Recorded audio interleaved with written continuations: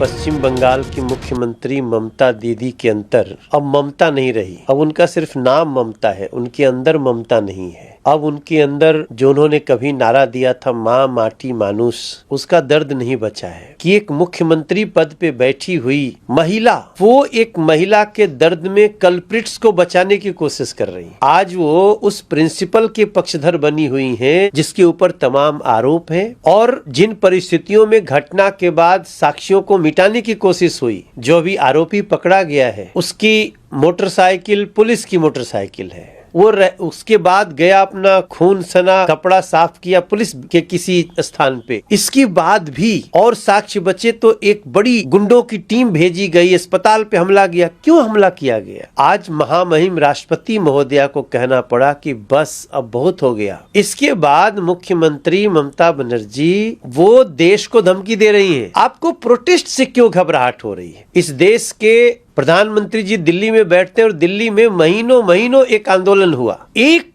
लाठी नहीं चलाने दी गई उनके ऊपर, क्योंकि प्रधानमंत्री किसानों से प्यार करते, किसानों का सम्मान करते। ममता दीदी को क्या हो गया? पहले तो जो प्रिंसिपल कहता है ये सुसाइड है और उस प्रिंसिपल को बचाने की कोशिश कर रही है, तो फिर मेरा मानना है कि ये जो विभत्स घटना हुई है कोलकाता आरजी कर हॉस्पिटल में, इसके एक एक तार जुड़ने चाहिए और जो दोषी हो उसको ऐसी सजा मिलनी चाहिए कि नजीर बने। लेकिन उसके साथ साथ जो लोग सिस्टम में ऐसे हैं जो ऐसे दोषियों को बचाने की कोशिश करते हैं, उनको भी छोड़ा नहीं जाना चाहिए। बिहार में तेजस्वी यादव जो भी अच्छा काम कर रहे हैं उनकी ट्रांसफर पोस्टिंग हो जाती है। देखिए, इस समय तेजस्वी यादव जी की स्थिति आप स्वयं विचार कर सकते हैं कि जिनके अंदर इतनी भी मर्यादा नहीं बची कि कलकत्ता के केस में जा करके 2 लाइन बोल सके उसके पीड़िता के पक्ष में, वहां के सिस्टम के विरोध में, वो और बातें करे, तो मैं नहीं समझता हूं कि इस समय वो जरा भी कहीं से बेटियों के प्रति गंभीर है।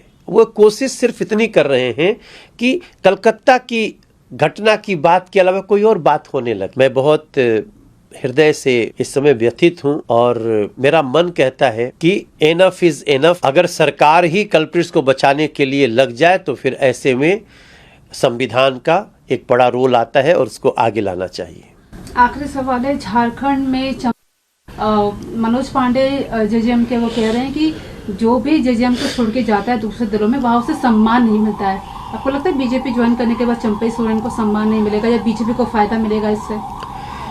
इस समय झारखंड की जो स्थिति बना दी है, झारखंड की वर्तमान सरकार ने जो कांग्रेस और जेएमएम की है, उसमें चंपई सोरेन जैसा हर व्यक्ति जो झारखंड को प्यार करता होगा वो इस समय भारतीय जनता पार्टी को लाना चाहता है। मैं पूरे झारखंड के लोगों की भावनाएं समझ रहा हूं। हम लोग स्वयं उस राज्य के रहने वाले हैं और चंपई सोरेन के साथ साथ जितने झारखंड के लोग हैं, अब उनका विश्वास टूट चुका है झारखंड मुक्ति मोर्चा और कांग्रेस की सरकार में जो झारखंड में।